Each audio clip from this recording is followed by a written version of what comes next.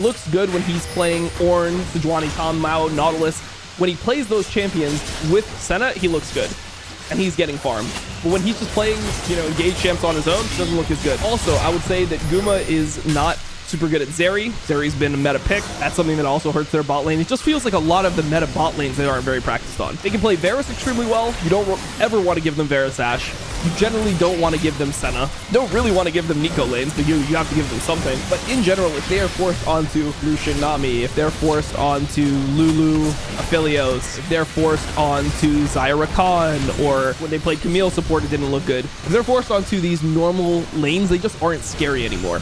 And when T1's at their best, their bot lane is scary, and Zeus is also applying pressure on the other side, so it feels like, what are we going to do? Both these lanes are losing. We can only visit one, and eventually they just overtake you. Some of the other strengths in T1 I should mention at least are the way that they play around Baron. They're very good at understanding when they need to start Baron to have a chance of playing the game. If they're behind, they will walk to Baron and just start that shit in your face and force you to make a decision on whether you're contesting it. They do a lot of interesting things when it comes to using Spellbook. They'll do like double smite with Spellbook. We've seen this a couple times from them. We've seen them this previously, even going as far back as last year. And they'll just put the pressure on you to make decisions around Baron, which is what a lot of teams struggle with. So I do respect that about T1. I just think that they've been having too much variance in their games recently, for my taste. And they just don't look like they're in super good individual form. Now, weirdly enough, I think that because when T1's in form, their bot lane is so good,